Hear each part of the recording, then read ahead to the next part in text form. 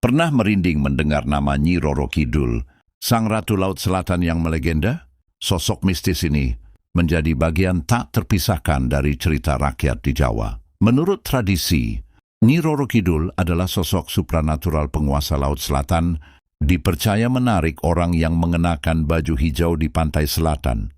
Penelitian antropologi justru menyebutkan bahwa legenda Ratu Laut Selatan kemungkinan berasal dari kepercayaan animistik prasejarah tentang Dewi Laut Selatan yang dihormati penduduk Jawa lama. Gelombang ganas Samudra Hindia di pantai selatan dianggap memantik rasa takut dan hormat, lalu dipersonifikasikan menjadi sosok Ratu Kidul. Meskipun misterius dan menakjubkan, jejak sejarah Nyi Roro Kidul lebih bersifat mitos. Tidak ada situs arkeologi khusus yang terbukti menjadi asal-usul cerita ini. Legenda Roro Kidul lebih mengajarkan tentang keberanian dan rasa hormat manusia terhadap alam ketimbang fakta kronologi sejarah.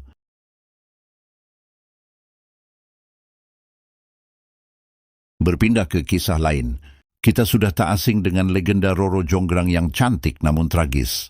Cerita tentang putri kerajaan yang dikutuk menjadi arca ini tersohor.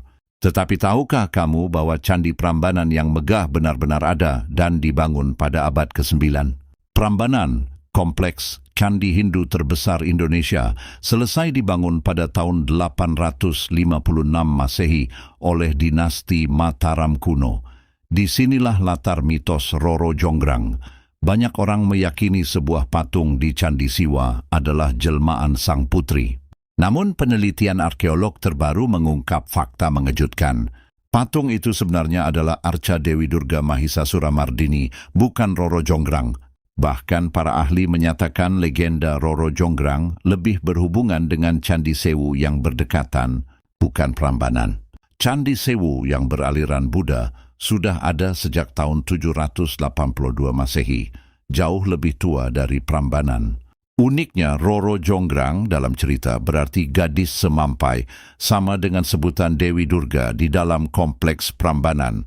Jadi patung Roro Jonggrang itu sebenarnya Dewi Durga, dan kisahnya berkaitan dengan Candi Sewu, bukan arkeologi Prambanan. Terbukti, di bawah patung tersebut tercantum tulisan Durga yang sebenarnya menegaskan identitasnya. Menariknya lagi, di kompleks Candi Singasari, Jawa Timur, ditemukan patung Prajna Paramita yang dipercaya melambangkan Ken Dedes, permaisuri Ken Arok, menghubungkan arkeologi dengan kisah legenda bangsa Singasari. Semua ini menunjukkan mitos Roro Jonggrang terkadang tercampur fakta. Candi-candinya nyata dan dirawat orang ribuan tahun, tapi jalannya cerita kiasan.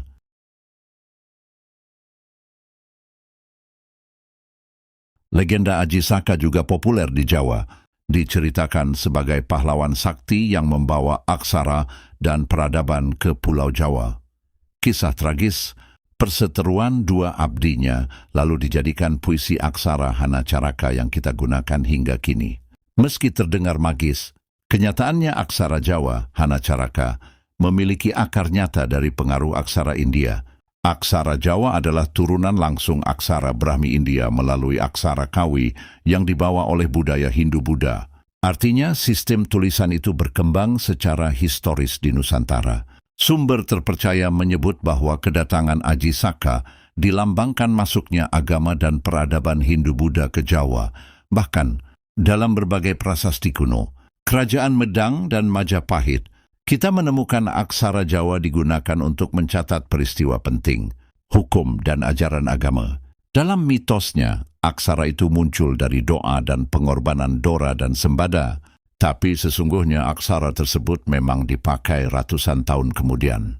Versi tertua cerita Aji Saka baru tertulis dalam Serat Manikmoyo tahun 1852, jauh setelah aksara itu ada. Jadi jejak sejarahnya lebih nyata pada aksara dan prasasti kuno, bukan pada sosok mitologis Aji Saka sendiri.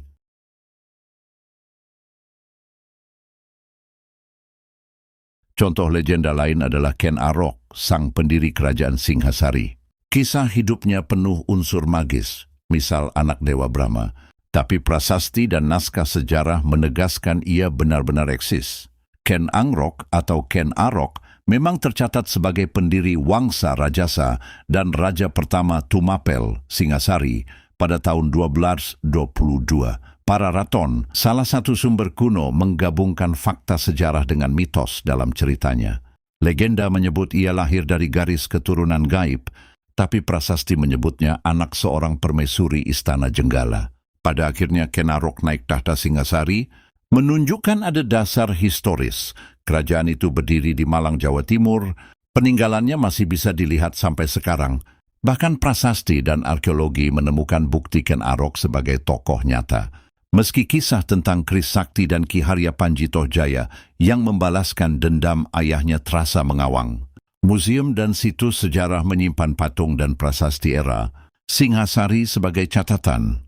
Misalnya patung Prajna Paramita di dekat Candi Singhasari dipercaya merupakan potret Ratu Ken Dedes, istri Ken Arok. Artinya, jejak Ken Arok berserakan di artefak-artefak kuno meski tabir mistis legenda masih kuat.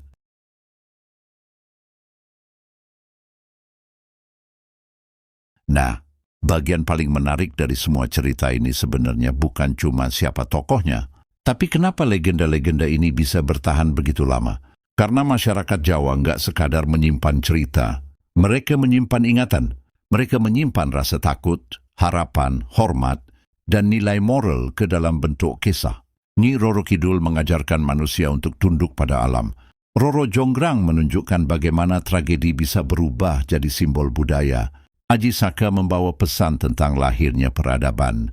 Ken Arok menggambarkan ambisi manusia yang tidak selalu bersih, tapi sangat nyata.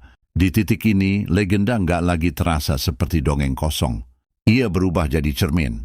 Cermin yang memantulkan cara hidup, cara berpikir, dan cara orang Jawa zaman dulu memaknai dunia di sekitar mereka. Mungkin itu sebabnya legenda Jawa selalu punya daya tarik yang susah dijelaskan. Karena di balik cerita yang terdengar mustahil, selalu ada sesuatu yang terasa akrab. Ada rasa kehilangan, ada rasa kagum, ada rasa takut, dan ada dorongan untuk terus mencari jawaban. Bayangin aja, berapa banyak generasi yang tumbuh dengan kisah-kisah ini. Anak kecil mendengarnya sebagai dongeng, orang dewasa memaknainya sebagai budaya, peneliti melihatnya sebagai jejak sejarah, dan penonton seperti kamu mungkin sedang ada di tengah-tengah semua itu, bertanya-tanya. Jadi, mana yang mitos, mana yang nyata? Nah, justru disitulah keindahannya. Karena kadang jawaban terbaik bukan memilih salah satu. Kadang jawaban terbaik adalah mengakui bahwa legenda bisa menjadi pintu masuk menuju sejarah yang jauh lebih besar. Sebelum kita tutup, ada satu hal yang penting. Legenda bukan untuk ditertawakan, dan sejarah bukan untuk dipisahkan dari perasaan manusia. Keduanya saling melengkapi. Karena tanpa legenda, sejarah sering terasa dingin. Dan tanpa sejarah, legenda bisa kehilangan akar. Jadi saat kamu mendengar kisah kuno dari Jawa, cobalah dengar dengan dua telinga sekaligus. Satu telinga untuk imajinasi, satu lagi untuk fakta. Karena seringkali kebenaran paling menarik justru muncul di ruang di antara keduanya. Dan mungkin justru karena itulah cerita-cerita ini masih hidup sampai sekarang. Bukan karena orang ingin terus percaya pada hal mistis, tapi karena manusia memang selalu rindu pada kisah yang bisa membuat mereka merasa kecil, kagum, dan terhubung dengan masa lalu. Kalau kamu suka video seperti ini, jangan lupa like ya. Karena itu bantu channel ini terus hidup dan berkembang. Subscribe juga supaya kamu nggak ketinggalan video-video berikutnya yang bakal bahas sejarah, misteri, legenda Jawa, dan budaya Nusantara dengan cara yang lebih seru, dalam, dan nggak ngebosenin. Karena di channel ini kita nggak cuma cerita. Kita bongkar makna di balik cerita. Kita cari jejak di balik mitos. Dan kita lihat sejarah bukan sebagai angka dan tahun doang, tapi sebagai kisah manusia yang penuh rasa, konflik, dan warisan. Sampai ketemu di video berikutnya. Dan hati-hati ya, karena kadang cerita yang paling mistis justru punya akar yang paling nyata.